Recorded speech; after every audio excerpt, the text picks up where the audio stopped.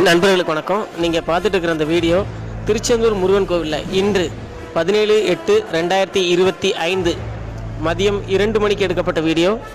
நாமெல்லாம் ரொம்ப சந்தோஷப்பட்டுட்டு இருந்தோம். சண்முக விலாசம் கதவை மக்களே திறந்துட்டாங்க, அதனால் கோவில் நிர்வாகம் அதை நிரந்தரமாக அடைச்சி வச்சிட்டாங்க, இனி விஐபி தரிசனம் இல்லை, குறுக்கோழி தரிசனம் இல்லை அப்படின்னு ரொம்ப சந்தோஷப்பட்டோம்.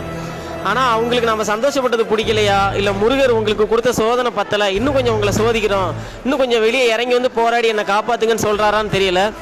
சண்முக விலாசம் வாசல் வழியாக யாரும் போகமாட்டாங்க அப்படின்னு இன்றைக்கி காலையில் விடிய காலையில் விஸ்வரூப தரிசனம் நடந்த சமயத்தில் போலீஸை குவிச்சு வச்சு அத்தனை கண்ணியமாக இருந்தவங்க இப்போ மத்தியானம் திரும்ப குறுக்கு வழியில் ஆட்களை விட்டுட்டுருக்குறாங்க தரிசனத்துக்கு.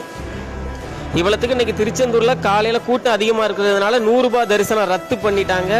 அது ஒரு நல்ல விஷயம். ஏன்னா அப்படி ரத்து பண்ணதுனால பொது வழியில் எல்லாரும் போயிட்டு இருந்தாங்க. காலையில் விஐபி தரிசனம் இல்லை அப்படிங்கிறதுனால இன்றைக்கி காலையில் எல்லாம் அவ்வளோ ஸ்பீடாக போச்சு. நம்மளும் வீடியோ போட்டிருந்தோம், பக்தர்களும் சொன்னாங்க. ஆனால் நீங்களே பார்த்துட்டு இருக்கிறீங்க, க்யூவில் கூட்டமே இல்லை.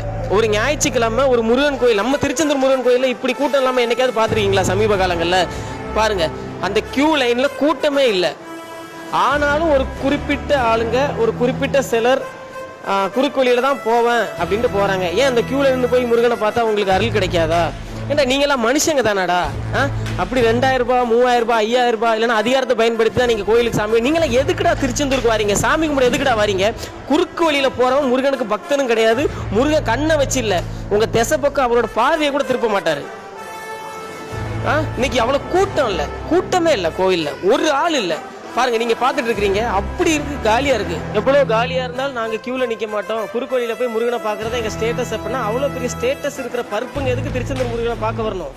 ஏண்டா ஒரு கோயில் நின்று ஒழுங்கா வரிசையில சாமி கும்பிட முடியாதவங்க எதுக்குடா முருகனை பார்க்க வரீங்க? பக்தர்கள் இனி அதிகாரத்தை பேசி அதிகாரிகளை பேசி ஒரு காரியம் இல்லை. குறுக்கு வழியில வரவங்கள உள்ள விடாதீங்க.